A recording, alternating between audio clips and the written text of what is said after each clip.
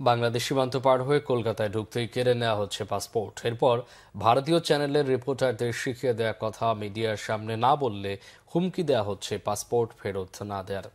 সেসব বাংলাদেশিদের মুখ থেকে বাংলাদেশে হিন্দুদের উপর তথাকথিত অত্যাচার নির্যাতনের কল্পকাহিনী ছড়িয়ে দেওয়া হচ্ছে নানাভাবে।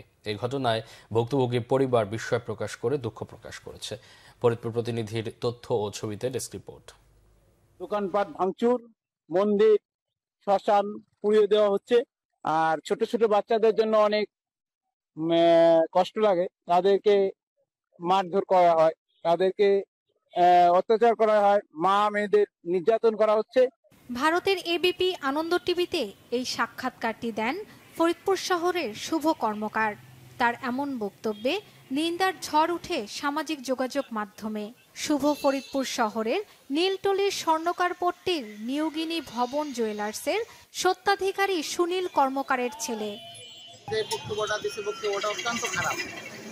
অত্যন্ত খারাপ এবং ন্যাক্কারজনক। এটা যেটা হয় নাই, সম্পূর্ণ একটা মিথ্যা কথা বলছে।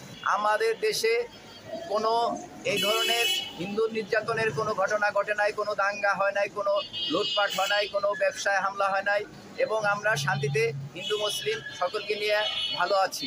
শুভ যে জিনিসটা বলছে সম্পূর্ণ এটা ধিক্কার জানাই, নিন্দা জানাই। মানে এত মিথ্যা মিথ্যা বানোয়াট ভিত্তিহীন কথাবার্তা বলছে এবং ওর দৃষ্টান্তমূলক আমরা শাস্তি চাই।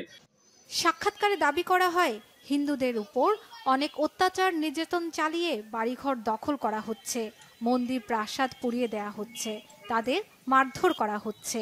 ভারতীয় চ্যানেলে সন্তানের মুখে বাংলাদেশে হিন্দুদের উপর এ ধরনের নির্যাতনের বর্ণনা শুনে পরিবার বিস্মিত। শুভর বাবা সুনীল কর্মকার ও মা দুজনই তাদের ছেলের বক্তব্যের প্রতিবাদ জানিয়ে বলেন, বাংলাদেশে তারা খুবই ভালো আছেন। সন্তানের এমন কাণ্ডে ক্ষমা প্রার্থনাও করেন তারা। আমরা কোনোদিনও এরকম প্রভাবে পড়ি নাই। আমরা অনেক শান্তিতে আছি, অনেক শান্তিতে বসবাস করি। আর আমার ছেলে একটু অন্যরকম কথা শুনে না।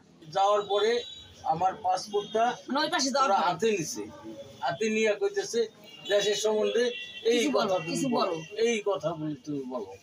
হ্যাঁ, আমি বললাম তুই যে এই কথাগুলো বললি, তো এই ধরনের কোনো ঘটনা ঘটছে আমাকে এখানে, তো আমি মনে করছি আমার না বললে আমার বই দিবে না। বাংলাদেশের সাথে তার সম্পর্ক খারাপের জন্য ওরা এইভাবে বাধ্য করছে। এটা সত্য না, এটা পুরাটাই মিথ্যা এবং সে তার মন গড়া বক্তব্য দিয়েছে।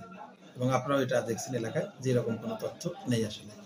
এদিকে বাংলাদেশ থেকে নির্যাতিত হয়ে 2 মাস ধরে কলকাতায় আশ্রয় নিয়েছেন দাবি করে দ্য ওয়ান নামে আরেকটি চ্যানেলে সাক্ষাৎকার দিয়েছেন ফরিদপুর জেলা ছাত্রলীগের সাবেক সহসভাপতি অমিয় সরকার।